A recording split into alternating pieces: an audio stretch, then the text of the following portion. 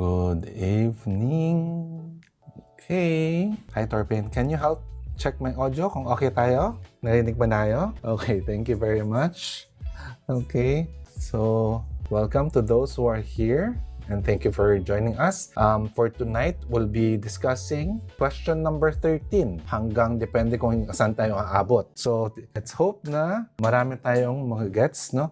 So far, do sa mga previous sessions natin, kamusta naman tayo? Do sa mga nakapag-attend? Nakakatulong ba so far? Meron ba kayong maybe may mga katanungan kayo? Meron kayong gustong mga pa-answer? Feel free to send them to me. Message nyo sa akin and then PM nyo sa akin and then I'll try to discuss it. If not possible live, maybe I can record something out of that. Okay? So, subukan natin doon sa dalawang yun. Kamustang microphone ko dito sa ngayon?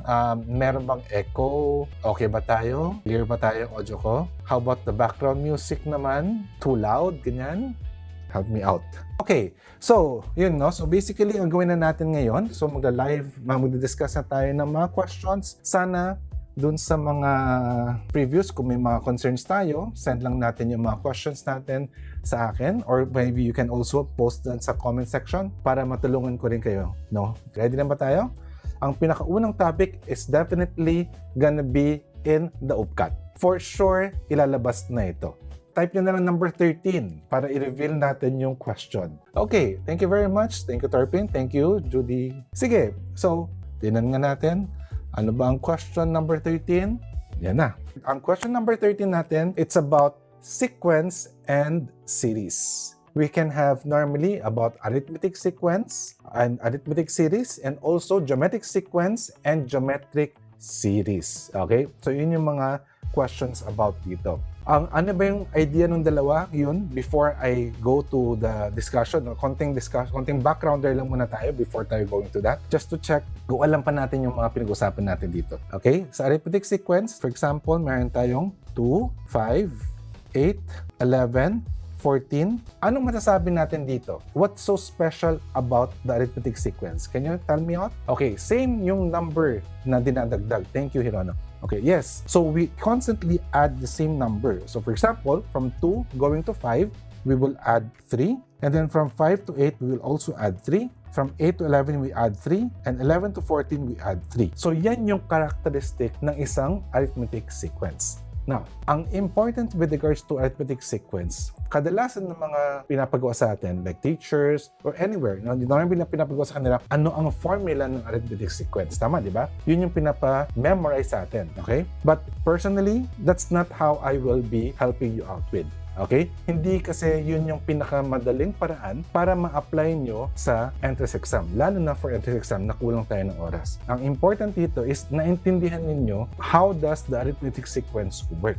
Yung formula na sinasabi sa inyo is a sub n, yung nth term, ay equal to a sub 1, the first term, plus n minus 1. N is the number of terms, minus 1, and times the common difference. Yung common difference natin, ito yung 3. Ngayon, pagdating na n sa exam na, sa daming formula na meron, pwedeng maghalo-halo na, tapos lagot na. So, important is naintindihan nyo paano ba nangyari yung formulang yon para ma-apply nyo at mas mabilis nyo magamit. Okay, take a look. For example, dito, no? Pag gusto natin malaman si 14. Paano natin malalaman si 14 kung alam natin itong sequence na ito? Now, look at how 14 is created. We have a starting point, which is your 2. At from the first term, pansinin natin, ang ginagawa natin, we constantly add it by 3.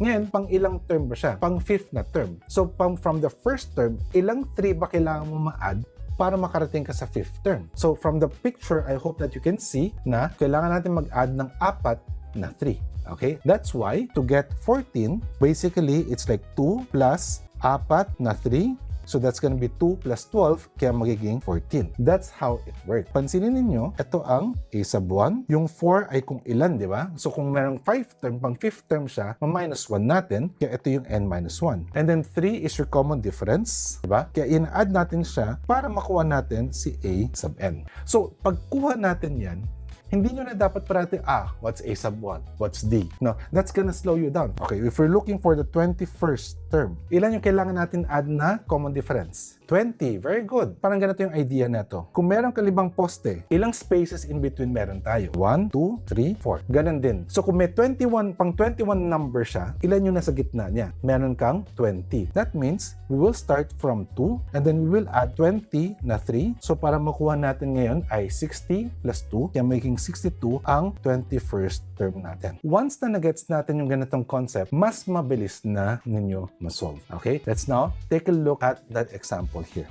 Okay? Tingnan natin itong question na ito. Ganito ang more or less ma-expect natin na question sa actual exam. Sabi na dito, the 6th term of an arithmetic sequence is 16 and the 12th term is 32. Find the 15th term.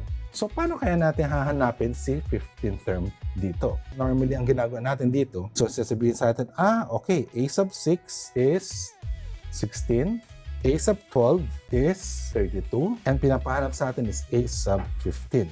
Diba? O, a-apply nyo yung formula. Diba? Masasabi natin na a sub n, which is 16, or sabihin natin, slow down ko ng konti para makuha natin. So, a sub 16 will be equal to a sub 1 plus 16 minus 1 times d. Tapos, makikita nyo na a sub 16 is equals to a sub 1 plus 15d. Tapos, ganun din yung gagawin doon sa a sub 12. So, a sub 12 naman, ay, bakit sa a sub 16? Sorry. A sub 6 pala to. a sub 6, 6 minus 1. So, that means this is 5d lang. Okay. And then pag a sub 12 naman, ano naman a sub 12? A sub 12 will now be a sub 1 plus 12 minus 1 or 11d. Tapos magsi-system of equation tayo. Tama ba? Ganito yung tinuturo sa atin sa school. Wala namang problem sa ganito. Pero, babagal lang tayo sa pag-solve. Okay? Yun lang yung mangyayari dito. Babagal lang tayo. So, paano natin i-apply ito? No? Ganito ang concept niyan. Pag 6th term, sinasabi 6th term, parang ganito yung picture. First, second, third, fourth, sixth. Parang ganito yung picture. Pero syempre, normally hindi ko ito-draw sa harapan. Pinapakita ko lang sa atin. So, yung pang 6th term natin ay number 16. Now, yung pang 12th term niya is 32. Tama. Ngayon, ang tinatanong sa atin is dot, ano naman ngayon lalabas pag 15th term? Ito yung tuturo ko sa inyo. Pwede nyong i-estimate, pwede nyong more or less makita yung concept na ito. Okay, look. So, from 6th going to the 12, ilang numbers, ilang terms yung napagitan sa kanila. From 6 to 12, di ba 6? Kaya ano ibig sabihin na ito? That means that etong 16 to 32, if you get a difference, that is gonna be 16. Bakit naging 16 yung difference nila? Dahil meron kang ina-add na common difference. Between the 6th and the 12th term, meron tayong 6 na common difference na inad. 6 na add na yun, ano yung naging sum nun? Naging 16 yun. Kaya, makukuha natin technically yung common difference natin by 16 divided by 6. Pwede natin makuha na yan. That's gonna be 8 over 3. Ngayon, pag 8 over 3 ang common difference natin, ilan naman kailangan natin para makarating tayo ng 15? From 12 to 15. Kailangan natin ng 3 common difference. Right? So, pag kailangan natin 3 common difference, ano gagawin natin? What we will do? Diba? Parang gawin natin 3D, 3 times the common difference or 3 times 8 over 3, magiging ilan na to? 3 and 3 lowest term, magiging 8 na siya. So, ibig sabihin lang yan, mag-add tayo dapat ng 8 dito para makuha natin itong 15th term which is the value of 40. Okay? Kaya ang sagot natin dito sa question na ito ay 40, letter C. So, pansin nyo, nag-algebra pa ba ako? Nag-system of linear equations pa ba ako? Hindi na. Bakit? Kasi naintindihan ko kung paano nangyari yung mismong arithmetic sequence. Yan, syempre, yan yung normal way. Ito, another way. Pansin natin, 6 na common difference dito. Ito, 3 common difference. Ano mapapansin natin relationship ng 3 sa 6? Sige nga, sabihin nyo sa akin. 6 na common difference versus 3 common difference. Ano masasabi natin sa 3? 1/2. Very good. Very good. So, kalahati lang siya. So, ibig sabihin niyan ay kung dito ay nag-add tayo ng 16 para maging 32, that means alam na natin kalahati lang ng 16 ang kailangan natin add para makarating doon sa 15th term. So, this question technically can be answered in less than 10 seconds. Nakuha natin? Nagets natin yung strategy? RG. Kaya ba ng 1-month review? Masasagot ko dyan is depende talaga sa atin. If tayo ay nasa medyo okay na yung mismong foundation natin, 1 month review is definitely enough. Pero pag sabihin natin na maraming topics ay talagang nakalimutan na, or pwede rin may mga topics na hindi pa na-discuss sa atin sa school, then mahihirapan tayo na ngayon pa lang natin makakram. Okay? But hindi ibig sabihin naman na you cannot improve your score in the best way possible. Tandaan natin, hindi naman hinihingi sa inyo na i-perfect ang exam. So, you improve your score as much as you can.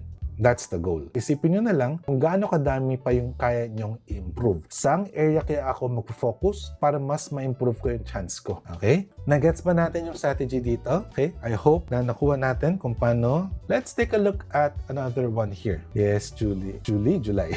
July pala ata. Okay. Ganun talaga eh, no? Oh, nan. Eto. This question is an application of the arithmetic sequence. Okay? And, wait, parang hindi lang ako makatakpan sa words natin. Okay? So let's take a look at this question. No?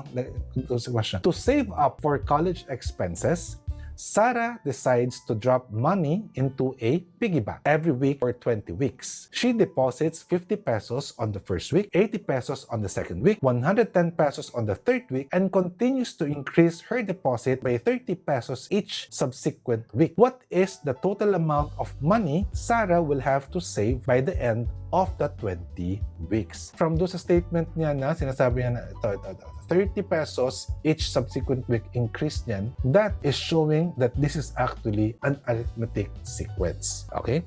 So, paano natin go about yan? Okay, let's take a look. No? Paano natin go about? So, nag-start tayo, first week is 50 pesos. Diba? So, nag-start tayo 50 pesos muna. Then, sumunod, 80 pesos kasi nga nag-add tayo ng 30. Sumunod, nag-add tayo ng 30 again, naging 110. Ngayon, ang tinatanong niya, lahat na ito, how many weeks meron tayo? Sabi niya sa problem, 20 weeks. This whole thing will be 20 weeks. Ngayon, kung 20 terms tayo, what is the total amount of money Sarah will have saved by the end of the 20 weeks? Hindi lang niya gusto makuha yung pang 20th week, kundi gusto niya makuha yung sum nilang lahat. Now, unahin mo natin ang last term natin. Sige nga, ma-apply na kaya natin dito ngayon? Ano yung starting point natin? And then, ano yung add natin constantly at kung ilan siya? Can you type there? Ano ang starting point natin? Yes, 50 dapat. Every week, mag-add tayo ng 30 pesos, di ba? Yan, question. Pag 20th week, ilang 30 pesos ang dapat nating i-add? Very good. 19. Okay? So, what's 19 times 30? 3 times 19, that's gonna be 57. So, with a 0, that's why 570. Plus 50, therefore, this will be 620. So, 620 yung etong 20th week. Now, paano natin ngayon kinukuha ang sum nilang lahat? Edi yung sum na formula. Tama. That will be n over 2 times a sub 1 plus a sub n. Okay? Tama. But ako kasi, the way that I go about, tandaan natin, mag-add tayo ng 30 dito, 30 dito. So, ilang 30 kaya i-add natin para makarenting tayo dito sa pinaka-last na number. Babalikan natin yung pinaka-starting point niyan, kung saan ba nanggaling itong formula na ito. Nanggaling formula niyan, doon sa getting the sum of 1 to 100. 1 plus 2 plus 3, for example, plus up to 98, 99, and 100. Paano natin kukuha kayang sum ng 1 to 100? Kasi sabihin natin formula.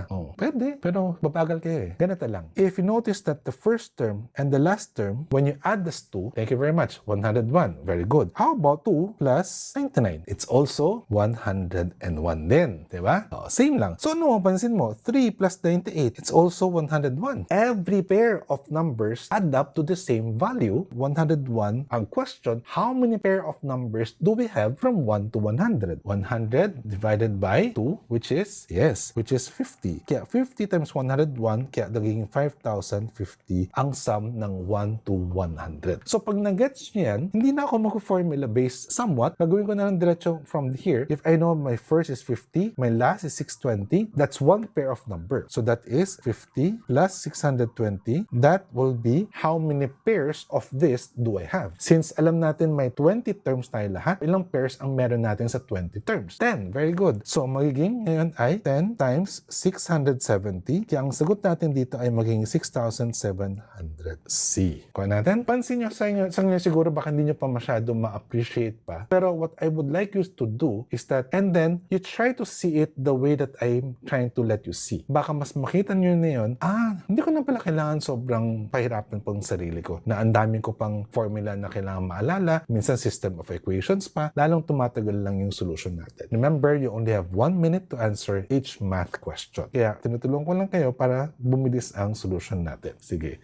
Okay, let's take a look at another one. Same topic pa rin tayo. Paano pagpa-decrease yung order? Same lang. Pagpa-decrease order, pansinin mo, pag binaliktad natin ito, magalan din. Same lang sa sum. Pero pag in terms of terms, edi ano yung ina-add mo? Nag-add ka ng negative 30. Instead of nag-add ka ng positive 30, for example, dito, if 620 is the first term, tapos gusto nyo makuha yung pang 20th term na kung kailan nag-decrease tayo ng 30, edi mag-add tayo ng ilang negative 30. Mag-add tayo ng 19 na negative 30. Diba? Plus 620, kaya magiging 50 yung pang 20th term niya. Gets? Kuha tayo? Okay. Etong question na ito, yan. Very good. Very good tayo sa question na to. So, what is the sum of the first 50 positive even integers? Normally, formula tayo dito. Ngayon, anong gagawin natin? Ano ba yung first positive even integer? 2. Okay. Diba? So, parang first niya is 2, and then sum niya, so 2 plus, next is 4, next is 6, blah, blah, blah. Ngayon, ang question dito, ano kaya ang pang 50th term niya? Any guess? So, iisipin ko na kagad, pwede naman yung ginagawa natin normally, 2 plus, pag 50th, edi dapat ilang 2 ang i-add natin dito? Magiging 49, di ba? Tama, magiging 100. But another way of looking at this, pag sinabi ng first 50 positive even integer, parang sinabi lang na 100 na integers. Pero puro even lang yung kukunin natin. Parang from 1 to 100, pero puro even lang kukunin natin. Kaya makikita mo kagad, 100 na kagad yung pang 50th term natin.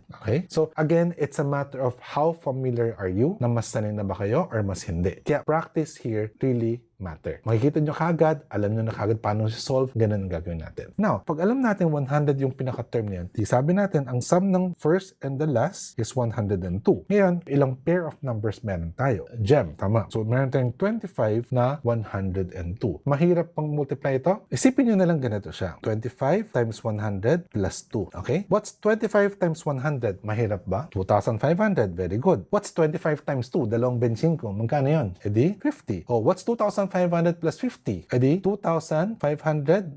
Kayang-kaya, di ba? So, it's a matter of how you see the numbers. Sabihin nyo na, gagawin nyo 25 times 102. Pag ganito yung process nyo, tatagal kayo. So, you have to find ways to improve your basic skills like computational skills and your understanding to the different topics. Yan yung kailangan nating magawa. And then you focus on the topics, focus on the questions that are possible. So, like ginagawa namin dito, pinapakita namin sa inyo, ito yung mga mas malaking chance na ilalabas sa UPCAT. Based on our 26 years in this industry, and yung mga students namin, majority of them are the ones who really get into the top 4 universities. So the answer here is, again, your letter C. Okay? Yes, recording meron tayo, nasa YouTube channel natin. So, I am Robert din. Sa YouTube channel, as of now, naka-upload na yung first session. The second session, I'll upload this after this. Natapos kasi, in-edit namin din ng konti para hindi masyadong humaba pa rin. No? Kasi madaming mga chit-chat na short na kwentuhan pa. Pinabawasan namin ng konti yun para mas direct to the point yung kailangan nyo lang malaman. O sige. Yes. Thank you, Twinkle Toes. Okay.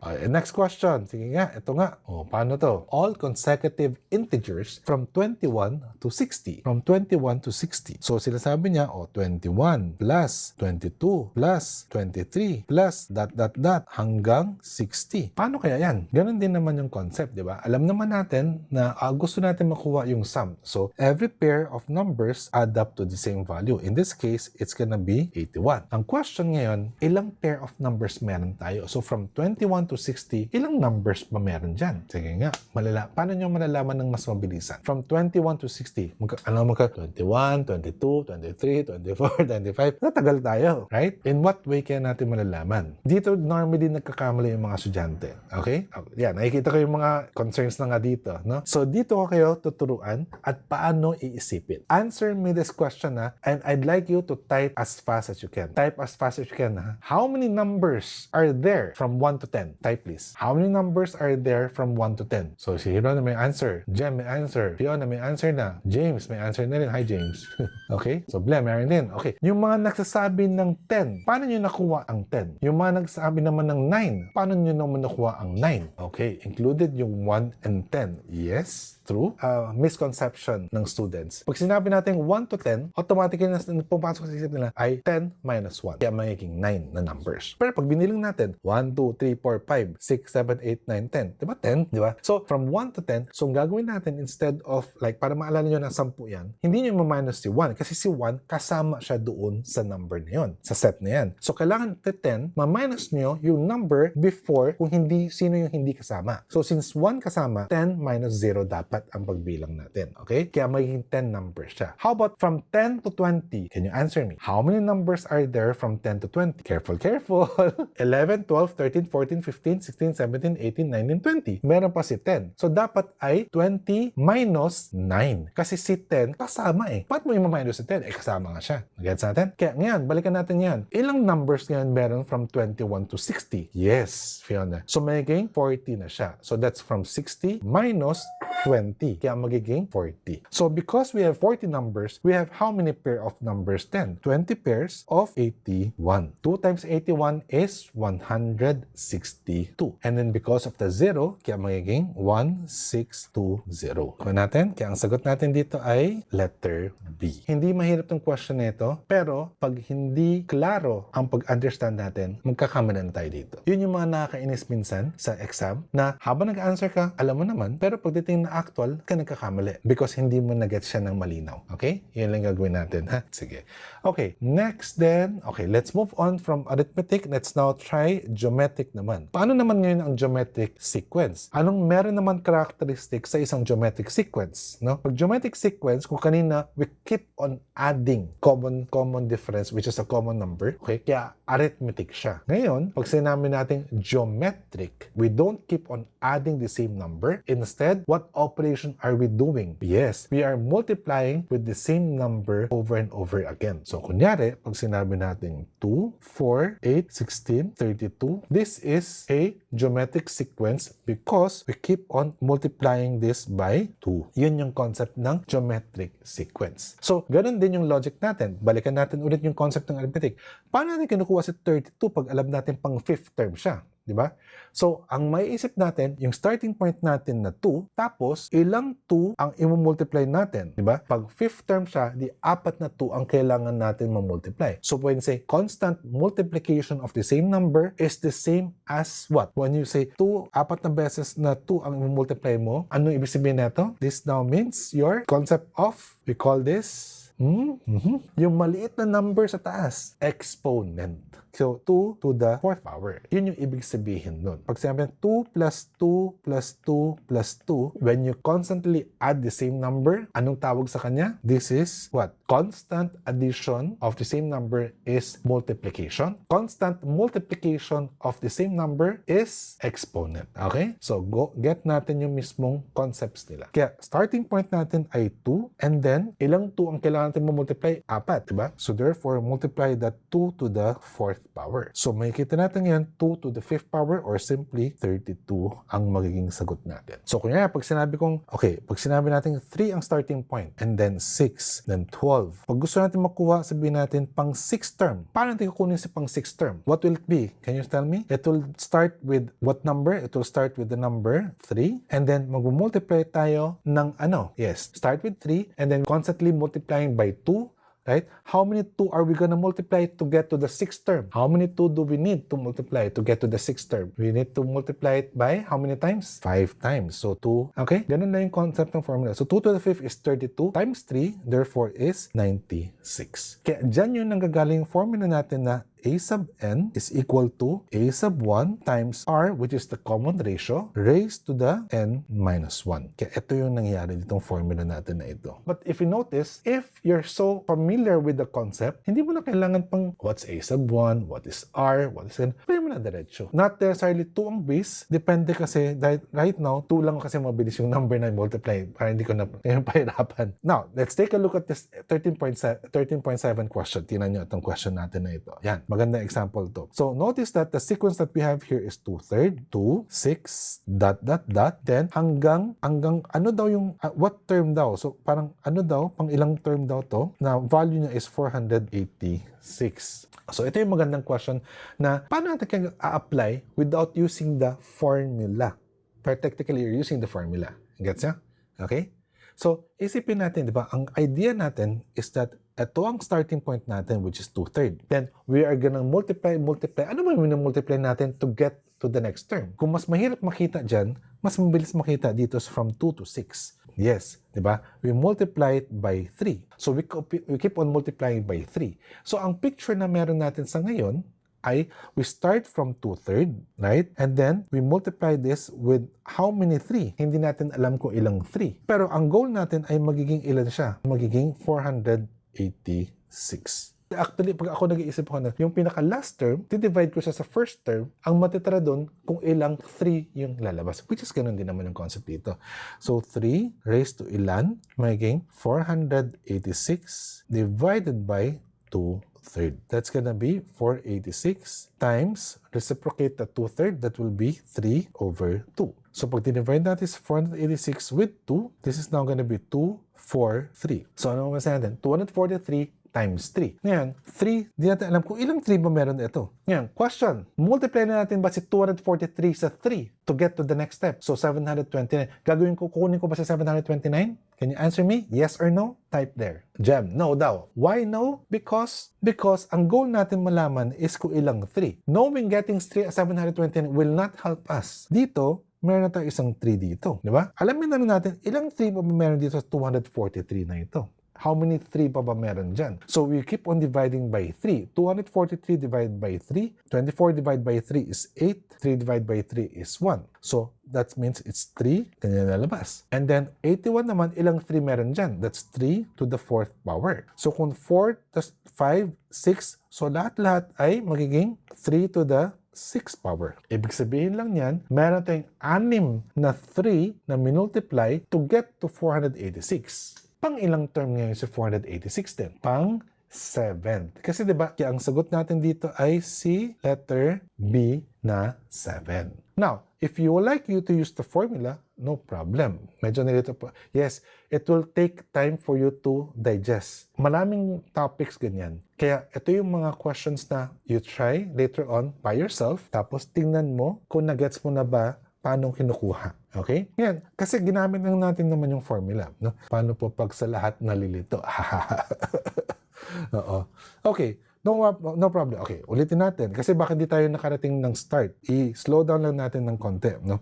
So, pag sinabi natin nag-start tayo sa 2/3 and then 3 and, not 3, sorry, but 2 and then 6, di ba? Hanggang makarating tayo ng 486. Ano yung ibig sabihin natin? Diba? Sabi natin, ang pinaka-starting point natin ng series natin is 2/3. Pag sinabi natin this is a geometric series or geometric sequence, ibig sabihin nun, we keep on multiplying to the same number to get to the next term. For example, 2/3, we multiply this by 3. 2/3 times 3 is 2. 2 times 3 is 6. Yan yung pattern natin. Okay? So we keep on multiplying by 3. Ang question, ilang 3 ang kailangan natin multiply para makarating tayo sa 486? Kaya ginawa na nga natin is like 2/3, di ba? You multiply it by how many 3? Hindi natin alam kung ilang 3. Pwede natin lagyan ng x. Kung gusto natin, lagyan natin ng x. Sige, bisa question mark, no? Lagyan natin ng x, for example. Ilang kaya multiply natin para makarating tayo sa 486? Parang ganun naman naging equation natin. Now, notice here, if I use the formula, if we're gonna use the formula here, a sub n is equals to a sub 1 r to the n minus 1. What do you notice here? A sub n is 486. A sub 1 is 2/3. And then your r is 3 raised to the n minus 1. Ano napansin nyo? 486, 486. 2/3, 2/3. Ito, tsaka ito. Same lang. So what's the difference? Yung formula, hanapin niya pa, what's a sub 1? What is n?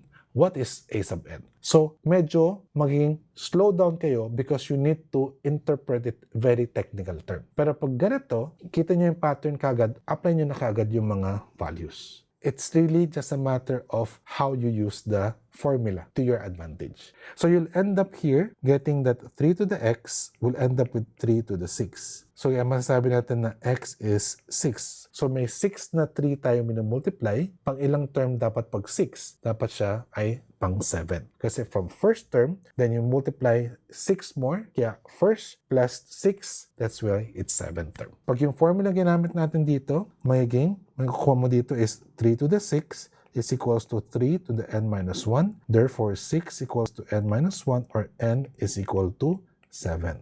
So again, it's just depend on how you approach the question.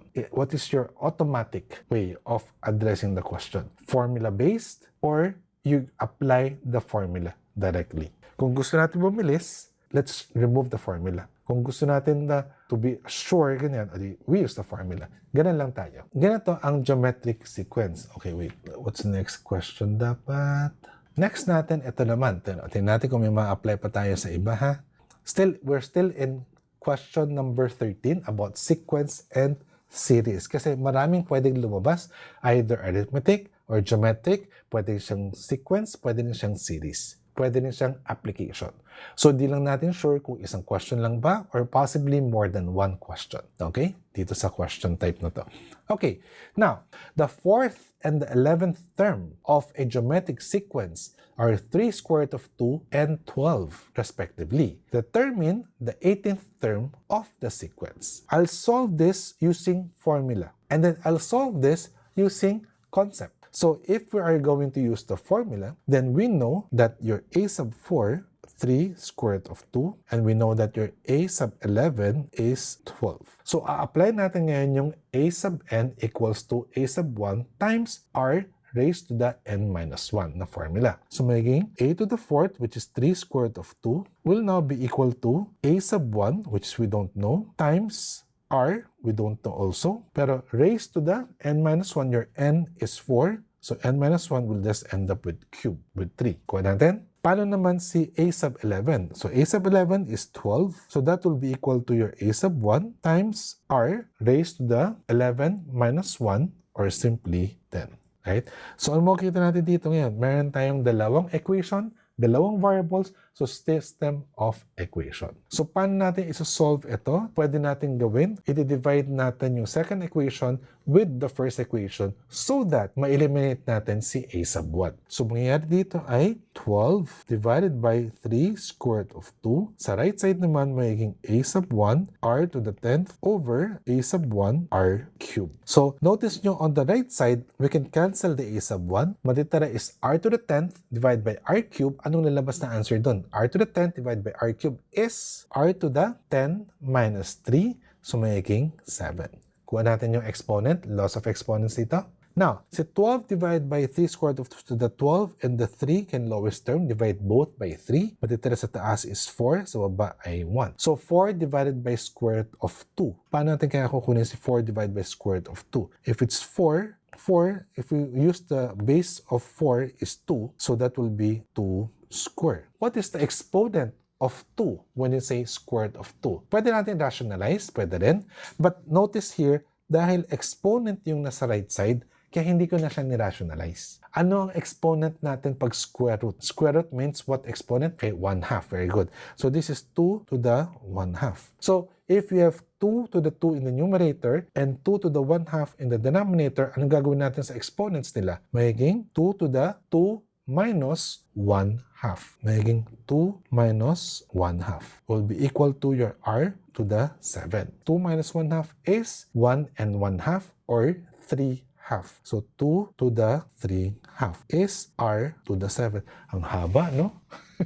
Okay? So next, paano natin makukuha si r dito? How do we solve for r? Edi we have to raise to the 1 over 7. So we also raise here to the 1 over 7 para maging r na lang dito. So ang mangyayari dito, the exponents will multiply each other. So that will be 2 to raise to the 3 over 14. Ang pangit ng number, no? 2 raised to the 3 over 14 daw.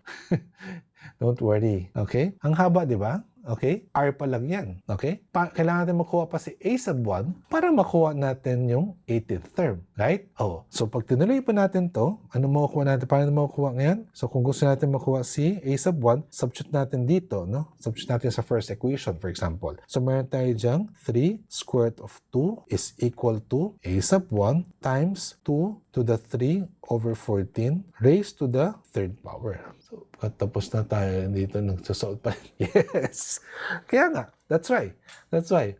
Pwede po ba instead na hanapin A sub 1, pwede ba yung A sub 4? Pwede. A sub 4 nandyan na, binigay na sa atin eh. Okay? Pero point ko, ito nga yung mangyayaring process if we are going to use the formula and based on everything on the formula only. Ito yung sinasabi ko sa atin, no?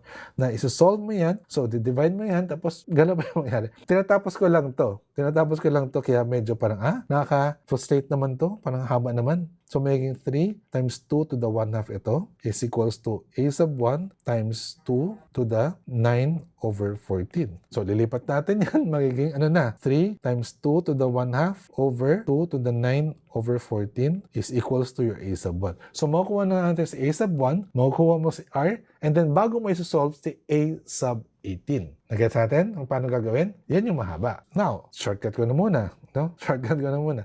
Tingnan nyo. Sa tingin nyo ba, ilalabas ba ganitong klaseng question sa UPCAT? Na ganyan? Napansin nyo? Right? Pwede ba ito? Pwede. Okay. Sa tingin nyo, pwede ba? Pwede ito ilabas. And honestly, itong mga pinapakita ko sa inyo, hindi yan sabihin natin na made out of nothing. Kumbaga, these are based on previous questions na nilabas. Okay? So, I'm telling you, lumabas ito before. Depende na lang kung aling year siya nilabas. Pero syempre, sabi nga sa atin, hindi naman lahat ng question ay magiging puro sa difficult or even average. Some questions will still be on the easy level. Ganun pa rin yun. Mixture yun. Let's finish this question. Pag sinabi natin fourth term natin si 3 square root of 2 at sinabi natin 11th term si 12. Ang pinapahanap sa atin is 18th term. Wala ba kayo napansin dito? Any observation? 4th, 11th, 18th. See any pattern? 4th, 11th, 18th. Yes. Pansin natin ay 7 yung difference ng mga numbers sa kanila. Right? Jump 7 terms. Pag jump 7 terms, dahil geometric sequence to, anong gagawin natin? Anong gagawin natin dahil geometric sequence ito? Then, kunin natin hindi siya common difference, kumbaga the ratio. So, that means we will divide 12 with 3 over square root of 2. Kung ano man yung nakuha natin, that means ito yung na-multiply natin to get to 12. Then we will do that as well. We will multiply with the same number to get to the 18th term. Kaya nga, hindi lahat naman ng question, isang paraan lang para ma-solve natin. So, kung di-divide natin yan, ano mangyayari? So, yun. Kung gusto natin 12 divided by 3, this is now 4. Kung gusto natin i-rationalize para mas madali gamitin, so we multiply by square root of 2 over square root of 2. So, magiging 4 square root of 2 over 2. Lowest term, the 4 and the 2. We will end up with 2 square root of 2. Diba? So, anong gagawin natin sa 2 square root of? That means ito ay 2 square root of 2. Ito ay 2 square root of 2. So, ibig sabihin, ang sagot lang natin dito ay 12. Multiply natin ngayon with 2 square root of 2. Then, the answer will have to be 24 square root of 2 ang pang 18th term. Kaya ang sagot natin dito ay, tsanan, letter B lang.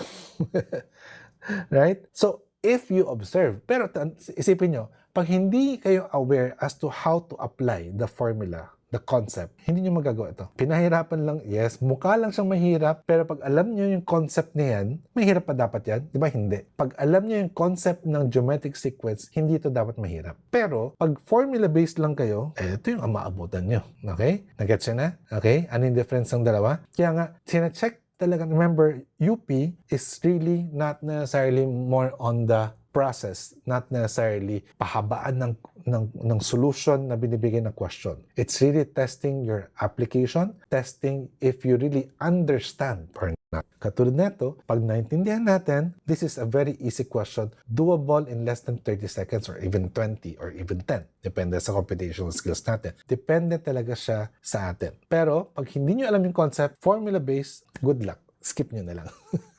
Okay? Matatagalan lang tayo. Okay tayo dyan? Question? Clarification? Or even violent reaction? Okay. Sige. One last. Sige, go over na rin natin as is. No, hindi ko na papasagutan kayo ng time na. Baka ma-pressure lang kayo kagad-kagad. So let's take a look at this next one. Yan. Application ito. An online educational video is posted on day 1 and receives 400 views. Thanks to shares, the number of new views triples every day. What is the total cumulative number of views the video has accumulated by the end of the 5th day? Paano kaya natin sagutin? Ano nung kwenta? Naging same siya, sir, because of their position. Yes, naging ganun kasi by 7. Kasi sinakto talaga yun. Pag hindi siya sakto, kailangan may mga adjustments pa kayong kailangan gawin. Hindi naman sa hindi posible, but the numbers should be very friendly. Kasi otherwise, I don't see this question, the earlier question, ilalabas siya sa actual cut. Because masyadong madugo yung numbers.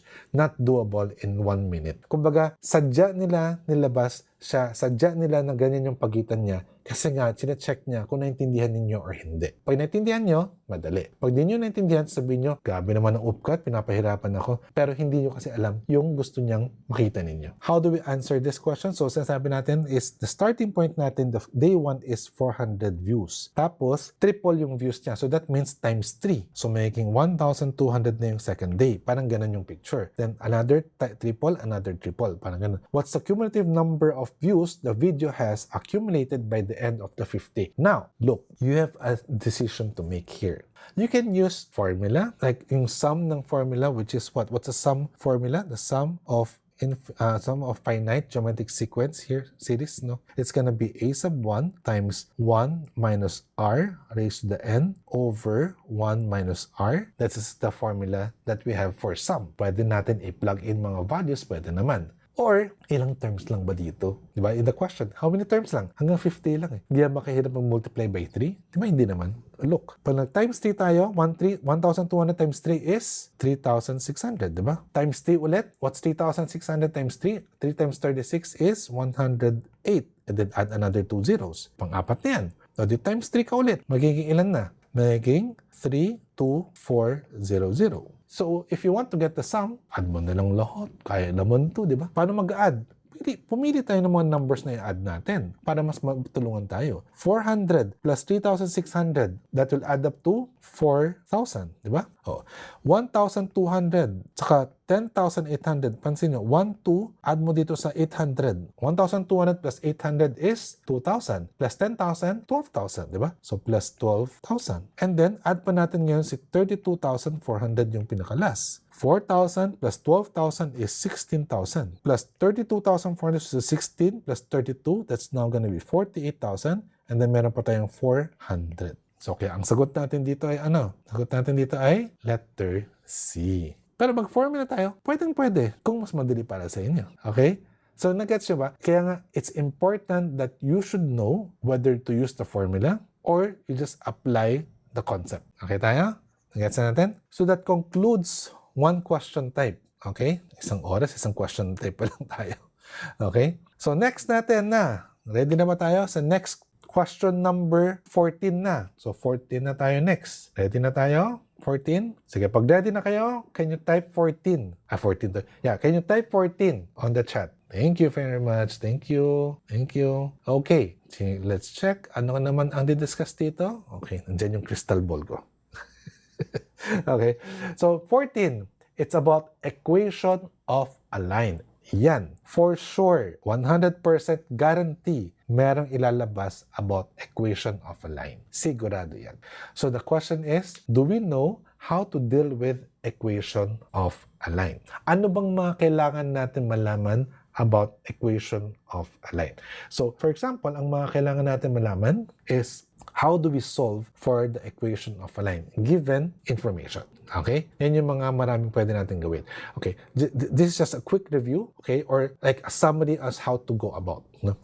Ang equation of a line, ang normal na, there are a lot of different formats, there are different forms. But the form that's easiest to use for all, it's your y equals to mx plus b. This is your slope-intercept form. Yung intercept na ito, this is your y-intercept. Ano ba ibig sabihin ng equation of a line? Kasi dito na sa topic na ito, this is about analytic geometry. Ano ibig sabihin ng analytic geometry? Geometry, we know it's talking about figures, di ba? When it's analytic, it's like the algebra of geometry. So how do you use algebra to describe a geometric figure? That's what analytic geometry is all about. So dito is like, what does a line look like in algebra? Paano ba natin describe ang isang line using algebra? And this is the equation that we use to describe a line. Kasi ito yung mga points na nandyan will describe that line because continuous yun. Okay? So, lahat ng points that will satisfy that equation are basically all the points in that line na yun. Gets natin?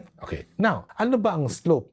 Gets pa natin ba ang slope? Slope is your rise over run, no? So that's rise over run, or basically the change in y over the change in x. So usually when you have 2 points, y sub 2 minus y sub 1 over x sub 2 minus x sub 1.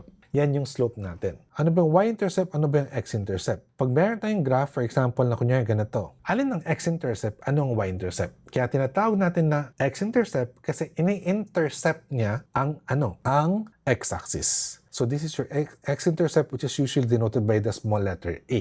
Ito naman, intercepting the y-axis, that's now your y-intercept. So 0, b. B naman ang ginagamit natin for y-intercept. X-intercept is when y is 0. Yes, because it should be on the x-axis.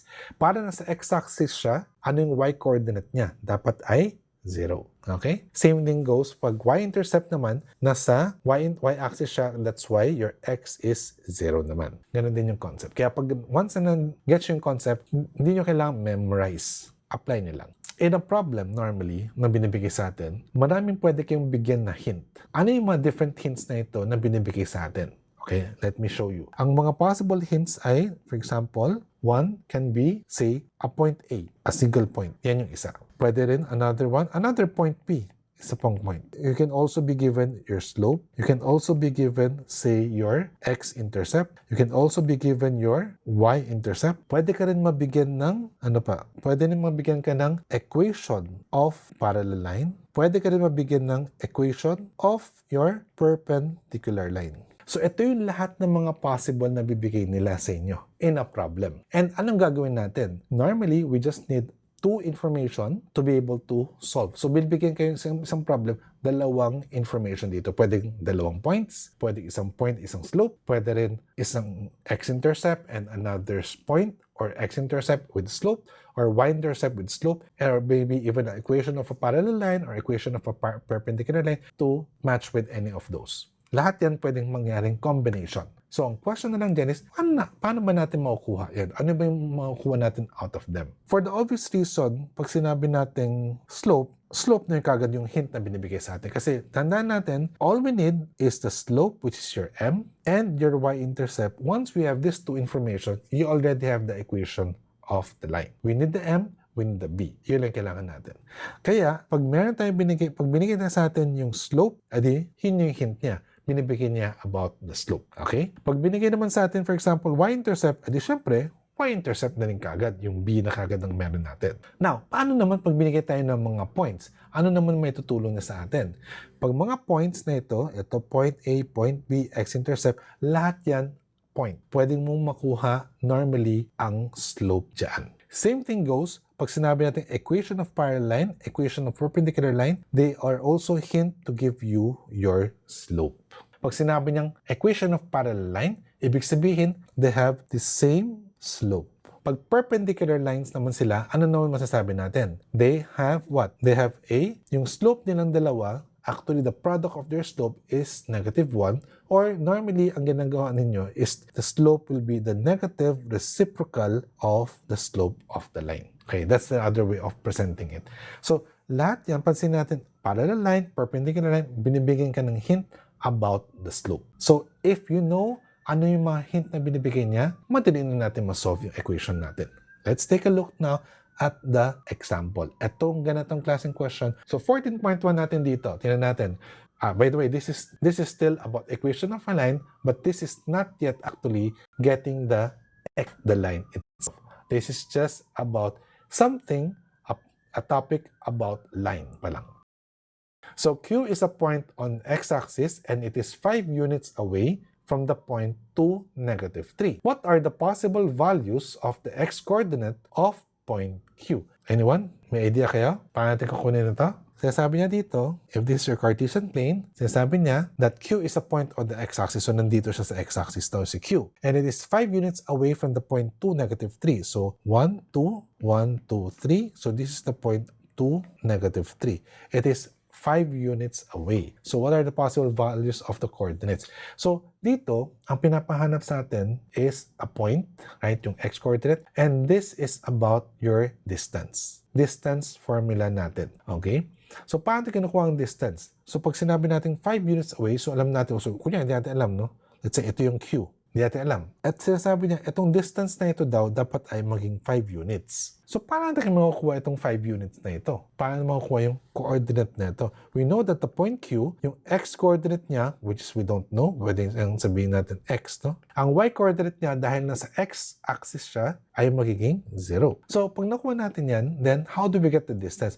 We have the distance formula, or you can simply apply the concept here. Pag sinabi natin 2, -3, we can actually form a right triangle, no? So, pag sinabi natin 2, that means this is 2 units here. And then, -3, that means this is 3 units. Ngayon, pwede natin kunin na lang dyan, for example, what's the length of this para makuha natin yung x-coordinate ng isa, okay? Or kung ayaw nyo pag-isipan, apply natin yung distance formula. Paano ba natin i-apply yung distance formula? Distance formula is equals to the square root, basically the difference of the x and the y coordinates. Yes, using Pythagorean theorem gagamitin natin, which is the application ng distance formula. So pwede natin sabihin dito na x sub 1 minus x sub 2 square plus y sub 1 minus y sub 2 square. Which is basically ganun nga. Pinakuha natin yung difference ng x and difference ng y para makuha yung side ng each side of the right triangle. So in this case, pwede natin sabihin dito na this is x minus 2 square plus 0 minus -3 or 0 plus 3 square. And dapat yung distance nila ay magiging 5 daw. So ganito yung how we go about using the distance formula, which is applying yung concept ng Pythagorean. To solve this, therefore, we square both sides of the equation para matanggal natin si square root. So magiging 25 na yung left side, and this one will be x minus 2 square. I will not rush in expanding that, okay? I will not rush in expanding that. So this is now gonna be plus 3 square, which is 9. Lipat ko ngayon si 9 to the left side, 25 minus 9 will now be 16, and that's gonna be x minus 2 square. At dahil square on the right side, we can square at both sides para matanggal natin si square. But when you do square at both sides, remember to put the plus and minus sign. So plus and minus square root of 16 is 4. Kaya magiging x minus 2 ito. And then furthermore, magiging, lipat natin si -2, so magiging 2 plus minus 4 is equal to your x. So that means meron tayong dalawang possible dito. One is x is equals to 2 plus 4 or 6. The other is x equals to 2 minus 4 is equals to -2. Kaya ang magiging sagot natin dito ay si letter B. Okay? Si letter B. Question tayo dito? Okay? Now, another way to look at this question, okay, especially pagdating sa entrance exam, the numbers are normally quite friendly. Kasi pag hindi masyado, it will take more than 1 minute to solve. One very important concept that you need to remember is about the Pythagorean triple. Familiar ba kayo sa Pythagorean triple? Narinig nyo na ba yan? Pythagorean triple. Narinig nyo na to? Pythagorean triple? Can you type yes or no? Pythagorean triple, narinig na natin to? Wala pa. Okay. May yes, may no. Okay, hindi pa. Okay, no problem. Pag Pythagorean triple, ito yung parang mga special set of numbers ng isang right triangle. Okay? Ng mga right triangles. Ano yung mga ito? No, for example, I'll give you an example here. We can have, for example, 3, 4, 5. Kasi sinasabi natin 3 square plus 4 square is equal to 5 square, di ba? 9 plus 16 is equals to 25. So, 3, 4, and 5. So, this is one of the special or Pythagorean triple. Ano ibig sabihin nito? Ibig sabihin yan, pag may nakita kang right triangle na kung saan if this is 5 at this is 4, I hope that maisip natin, 5, 4. Ano itong isa? This is a Pythagorean triple. So, this will be 3. Nakuha natin? Or pag may binigay si 3 at si 4, yung hypotenuse, 5 na yan. So yung mga sample of Pythagorean triple are 3, 4, 5. Meron din tayong 5, 12, 13. Meron din tayong 7, 24, 25. Meron din tayong, for example, 9, 40, and 41. Pwede po ba ma-rewatch? Yes, you can watch the recording. No problem, no problem. Okay? Meron naman tayong recording but it will take maybe a week bago ko mapopost. Doon sa YouTube natin pinapost, ha? Sa Aya Robert na YouTube. Okay? Thank you. So, dito, yan yung makakatulong sa atin, no, to solve faster. Also, their multiples. So, kunyari, si 3, 4, 5. Ang favorite multiple niyan is 6, 8, 10. Okay? 6, 8, 10. Kasi bakit? Times 2 natin bawat 3, 4, and 5 para maging 6, 8, 10. So, yun yung mga Pythagorean triple na to. Ngayon, paano natin maalala sila? Ang dami. Mahirap maalala. Very simple. We're talking about the odd numbers, no? 3, 5, 7, 9. Pansinin nyo, no? Ganito lang para maalala natin. 3, what is the square of 3? It is 9. Right? 9 is the sum of which two consecutive integers? 9 is the sum of 4 and 5. Kaya 3, 4, 5. Okay? O, paano naman si 5? 5 square is 25. 25 is the sum of which two consecutive integers? 12 and 13. Hindi lang, di ba? Maalala? So, same din. Pag sa 7, 7 square is 49, kaya 24, 25. 9 square is 81, kaya 40, 41. So, hindi siya dapat mahirap maalala. Ang medyo kakaiba lang is 8, 15, 17. Ito yung isa pang favorite nilang gamitin na numbers. Okay? Once you know these numbers, especially pagdating sa trigonometry, normally, ito yung mga numbers na binibigay nila. Mga kunyari, pag sinabi niya, if sine theta is 4/5, what's the value of cosine theta? 4, 5. 5 is the hypotenuse, di ba? So, pag 4, 5, the third side should be 3. Kaya alam ko kagad na cosine theta is 3/5. Okay? Ganun lang yung pag-apply natin. Why am I sharing this to you? No? If you look at the question, sabi niya, the distance is 5 units, which is the hypotenuse. So if the hypotenuse is 5, I would assume that since the numbers here, meron ba ka nakita ng mga square roots dito? Wala, di ba? So we expect numbers, the sides should also be integers. So kung 5 yung hypotenuse, ano pa kayang chance na hindi siya 3 and 4? You get my point? So 3 and 4, ang likely na maging distance ng dalawang side na to. Kaya pwede kong gawin dito, for example, ay, kung letter A, pag magta-trial and error ko, 2, 0. Ibig sabihin, kung compare ko dito sa 2, negative 3, 2 minus 2 is 0, negative 3 minus 0 is 3. So, ang side niya is 0, 3. Hindi pwede. Out na yan. 6 and negative 2, di ba? Sorry. My bad. X coordinate pala. So, di ba, sabi natin, on the x-axis, kaya yung y natin is 0. Tapos yung x yan. So, pag sinabi natin, itong x0, tapos 2, negative 3. Alam natin dito, 3 na ito. Hypotenuse is 5. So that means, ito, we know that this should end up as 4. So paano siya maging 2 and x? Paano siya maging 4? It's either 6 minus 2, which is 4, or 2 minus negative 2, which is 4. Pag na-observe natin yan, mas bibilis palalo yung solving natin. Okay? But again, this will take experiences for you to be able to see these things. Yung mga minsan sasabihin nyo, paano mo nakikita yan? Sana ang utak mo nilang gamitin natin. Okay? Hindi naman ganun. Okay, ulit. No? Paano natin malaman?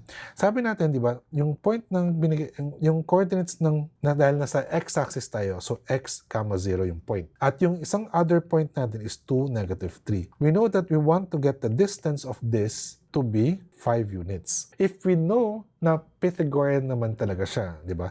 Pag Pythagorean siya, the hypotenuse mo is 5, we know that these two sides should be either 3 or 4, yung mga sides natin, because of the Pythagorean triple. Okay? Dahil alam natin 3, 4, 5. Ngayon, etong sa difference ng y-coordinate will always be fixed already. 0 minus negative 3 is gonna be 3. So, that gives us the 3 already there. That means, 4 na dapat ang difference netong x tsaka si 2. 4 na dapat yung difference nila. It's either 4 or negative 4. Parang ganun yung picture. So, sana nagets mo na kung paano natin kuha si 4 at paano natin naisip na si 6 tsaka si negative 2. Kasi 6 minus 2 is 4. Negative 2 minus 2 is negative 4, or basically the distance is 4 still. Yun. Otherwise, distance formula. Okay? Kaya tayo? Minsan kailangan talagang ulit-ulitin. At minsan, alam mo parang nagbabasa kayo ng isang book, first time, hindi niya magets. Second time, konti. Third time, pwede na. Fourth time, mas meron. Tapos minsan nakakainis, di ba? Kung kailan na after ilang taon, after 5 years, tapos pa tininom ulit, ba't hindi ko to na-gets dati? Ba't gets ko na ngayon to? Kasi iba na yung mas mature, mas maraming ka na go through, so mas gets mo na siya ngayon. Hanggang what time? Actually, 14 na to, so dapat target is hanggang 15. So probably maybe 10 to a little past 10. Ganun lang. Okay? Kasi I'm sure pagod na kayo. I think, pagod na ba kayo? O gusto nyo cut na ako muna ba? Tapos tuloy natin on another day. Ano mas prefer nyo? Tuloy pa natin? Kaya pa? Or cut another day? Another, Saan kayo mas pabor? Baka na-squeeze na yung brain natin ngayon. How about the others? I'm okay with either way. Tomorrow, possible naman. I'll post din siguro kung tomorrow. Wait lang. Let me just go over and check lang dito. Okay, ganito. Kahit na we'll discuss 2 more questions lang. 2 more questions and then probably I'll cut. So 13 and 14 lang for today. And then tomorrow, I think I can naman, pero I'll announce na lang din later on. Math, kasi math pala kulang na yung oras natin. But math is my specialty, but I can also discuss some sciences, especially like physics, chemistry, yun yung mga other, of course, it's still math related, yun. Because maybe, I don't know, math loves me and I just love math back.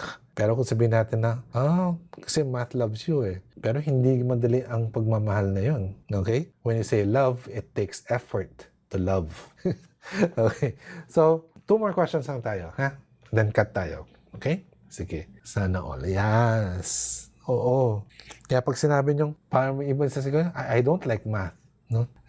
You have to learn to love math first. You have to give it a try. Hindi siya madaling mahalin kasi feeling natin mahirap. Pero itong sasabihin ko sa atin, itong sasabihin ko sa iyo, math, good. Okay, good. Okay. Pero itong sasabihin ko lang doon sa mga hindi masyado paborito ang math. No? If you don't like math, where math gives you a fixed answer, gives you always the same solution if you want to, di ba? Parang parating, kung ito yung gagawin mo, parating ito na lang process mo, yun yung magiging sagot mo. Kasi math is always constant, okay? Math is always constant.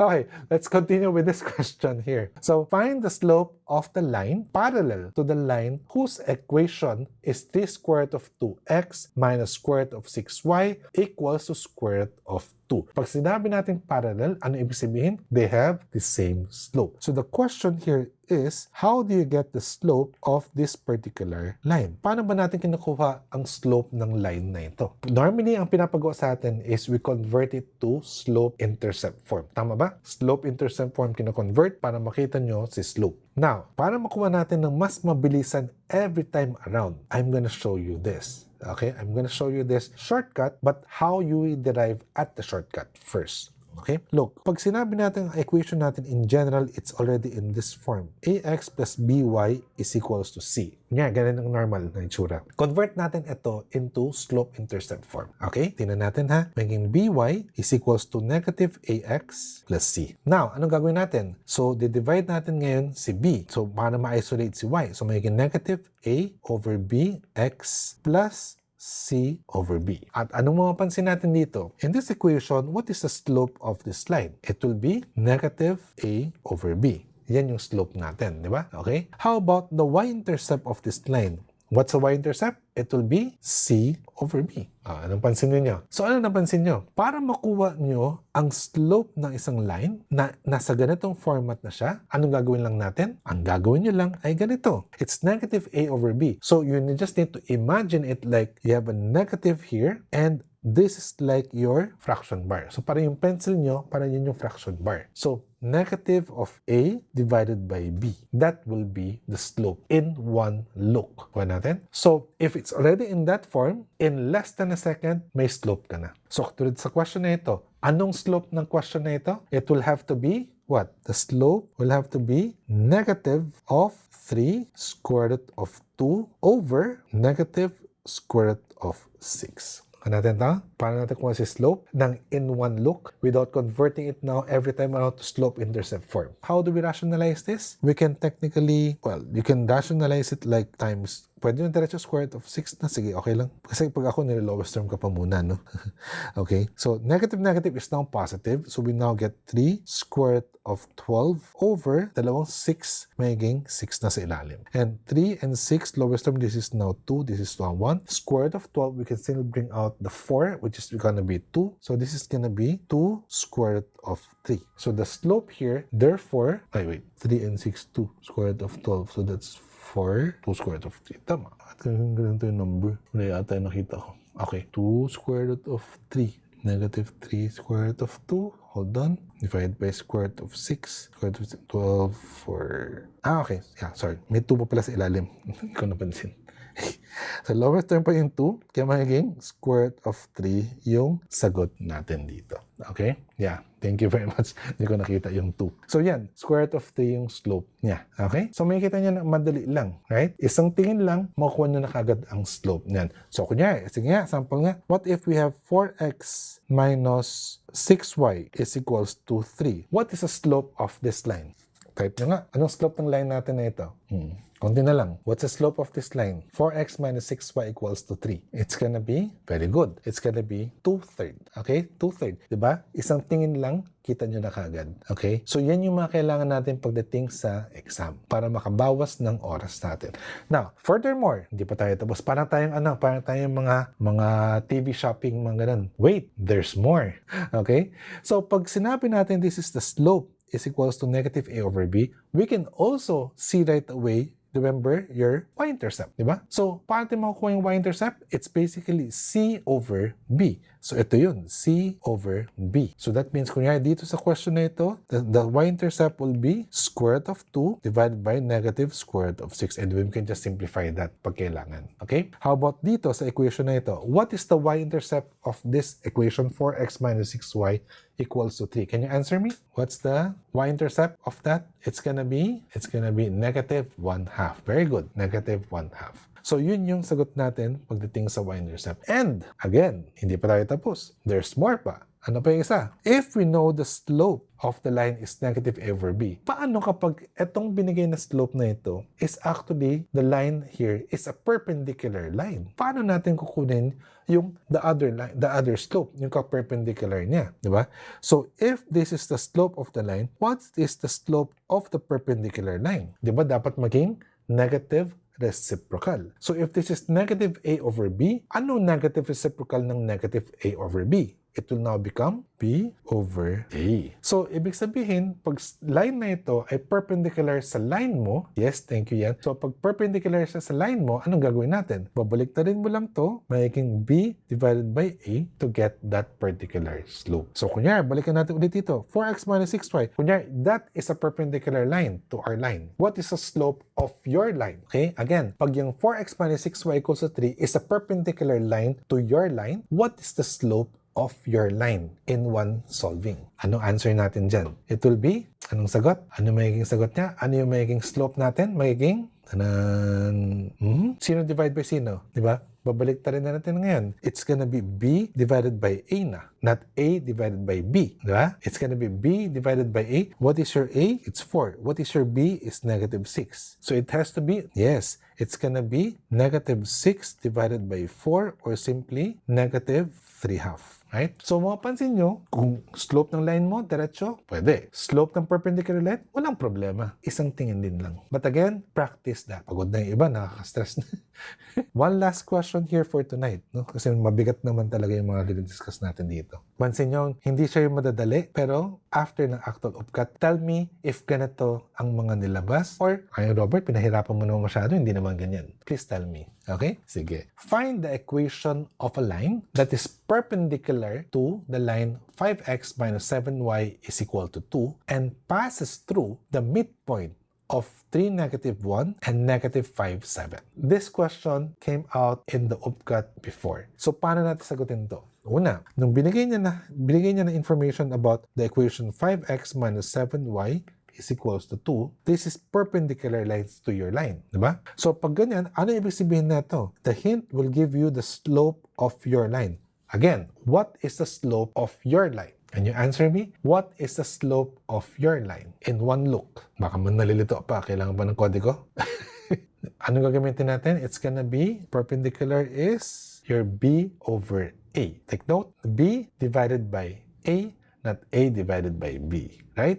So it's gonna be, but take note of the sign. Your B here is negative 7 and your A here is 5. Kaya that's why this is negative 7 over 5. Okay? Ingat ha, patama si sign. Kasama si sign. So, if the slope is negative 7 over 5, then ano pa yung binibigay niya ng information? Binigay niya that the passes through the midpoint of 2 points. Pag sinabi niyang midpoint, how do you get the midpoint if you're given 2 points, 3, negative 1, and negative 5, 7. Para makuha natin si midpoint, hanapin mo lang yung gitna ng bawat isang coordinate. Okay? So for example, 3, negative 5. Anong gitna ng 3 tsaka negative 5? Can you tell me? How do you get the middle number between 3 and negative 5? Diba? Parang average lang siyang concept. So you add them up, divided by 2. So 3 plus negative 5 is negative 2. Divide that by 2 will be negative 1. Kuha ba natin? 3 plus negative 5 is negative 2. Divide that by 2 will give us negative 1. Same thing goes. Negative 1 plus 7 is 6. Divided by 2 will give us 3. So that means one of the point, yes, thank you, Jem. One of the point in the equation is the point negative 1, 3. So now what do we have? We have the slope and we have a point. So we can now solve the y-intercept if you want to solve the y-intercept. Marami ibang format, may iba slope in meron tayong mga point slope form, may mga ganun. So it really depends kung ano yung mas convenient sa inyo, anong mas sanay kayo. Kung gusto niyo ng slope intercept form para isa lang may member sa atin, then yun ang gamitin natin. So if y is equals to mx plus b, then we replace x and y with negative 1 and 3, and we replace the m with negative 7 over 5. And then we solve for your b. So substituting the y is 3, substitute natin ng m is negative 7 over 5, and substitute natin si x with negative 1, then plus b. So therefore, this is now going to be 3 is equals to negative is positive, so 7 over 5 plus b. And then, kung lipat natin sa 7 over 5, so going to be 3 minus 7 divided by 5 is equals to b. Now, marami sa atin umiiwas sa fraction. Ayaw na namang solve ng fraction. Pero fraction is just, kumbaga, kailangan lang naintindihan natin ano ibig sabihin ng fraction. For example, 3 minus 7 over 5, mahirap bang mag-subtract? Isipin lang natin naman na pag sinabing 7 over 5, that means every time around, one whole is being cut into 5 pieces. 5 equal pieces. Ganun lang. So pag sinabi mong 3, ilang pieces meron tayo nun? Ilang pieces meron tayo? Kung every one whole is 5 pieces, 3 whole, that means 3 times 5 or 15 pieces meron tayo. Kaya this is just the same as 15 over 5 minus 7 over 5. So kaya makukuha natin dito ay 8 over 5 ngayon si B. So pag nakuha natin na si B, meron tayo na rin M, then we can plug them in now to the equation, di ba? Makukuha natin kaagad. So y therefore equals to negative 7 over 5x plus your y-intercept which is 8 over 5. To make it in the format na meron dyan sa mga choices natin, so we remove the fraction by multiplying everything by 5. So we now have 5y is equals to negative 7x plus 8. And then transpose the negative 7x to the left side. So we now have 7x plus 5y is equal to 8. Then from here, makikita natin na itong equation natin na ito, ang answer natin ay magiging letter D. Yes. Okay? Hindi siya mahirap pag alam natin kung paano gagawin. Oh, good. Medyo nagagets na. Practice pa. Okay? You get more questions and practice more. Marami naman mahanap ng question about this. So, pag nakuha mo ito yung style, may warn ka ng 1 point in the exam. Okay? For this particular topic pa lang. Okay. I think, more or less, magkakat na tayo. Again, pag may mga questions tayo, anytime around, you send me or you PM me your message or your question. Okay? We can also discuss them either sa live or we can also discuss them and I'll record the video or something like that. Pwede na naman. Or I'll just reply to you. Possible din naman yun. Pwede rin even other questions naman, pwede rin naman. Okay? No problem with that. So, there. Again, lahat ng live natin na discussion will be posting them in our YouTube channel. So, kung gusto yung balikan ulit ng mga ito, balikan natin doon. Yes, kaya yan. Okay? Just focus and kaya natin to. Huh? Okay. So, with that, so I'll end the session for tonight. So, thank you for joining me I hope na mas nagets na natin ngayon. So, tandaan natin, no? Kung gusto natin mahalin tayo ng math, we have to love math back. Okay, so with that, good night everyone. See you again. I hope to start tomorrow. Try natin tomorrow. Okay? Sige. Good night.